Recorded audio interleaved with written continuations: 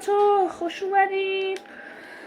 اومدیم برای رفتن پارت 3. بچه ها این مشکل چیه؟ من نمیتونم جون بسازم و این بدترین مشکلیه که الان میتونه رخ بده. بزنش یه مرسی خاک برسم. بچه ها من این 3 پارت رو دارم میگیرم. از اون موقع نشستم فقط ویدیو رو میزنم. از صبح کمرم ترکیده. آها خب با تیر کمون بزنمشون یواشکی. بزنیم ببینم میشه.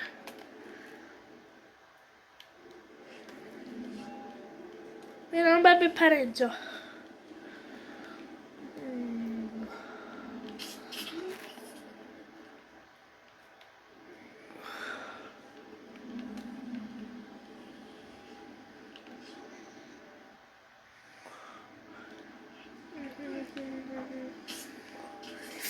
و تیرش پرچون رو بر بیستاب.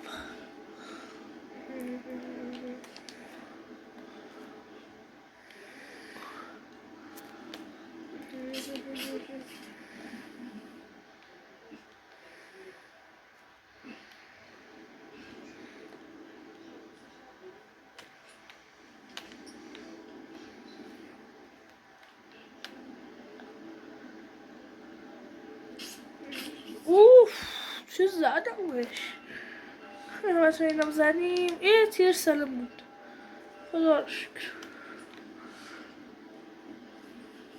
مثلا عین خودم میاد هیچ اتفاقی براتون نمیفته. فقط 1000 بار میبینید. کیف الی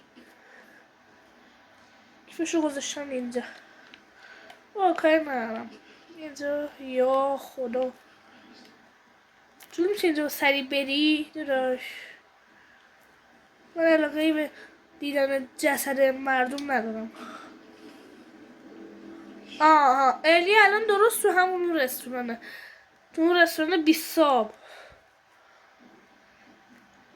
خیلی خوب بچه الی بیهوشه.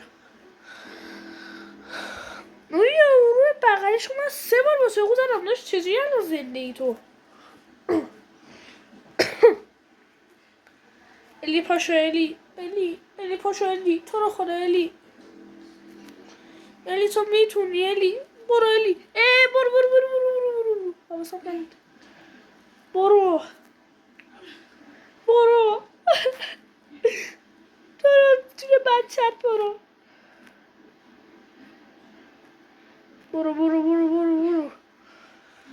بردار بزن. یا خدا یه دفعه نیا اسکل ترسیدم. اینجاش واقعا این کاتینا بشینین ببینین هر وقت رسیدین به اینجا بازی.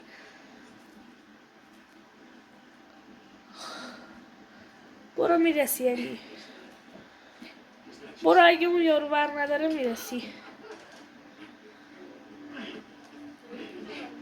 خیلی بچه ها لامپو خاموش کردم. گفتم شاید بهتر شه.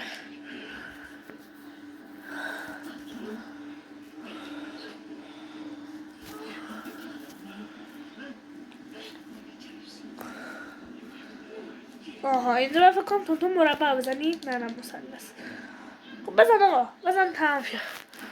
اینجا هیچی نمیشه. الان الینو مثل سگ میزنه جلو میاد ورش میداره.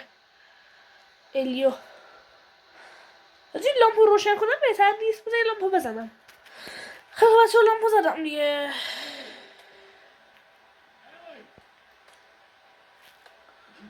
بچه کم کم داریم بازی رو تمامش میکنیم.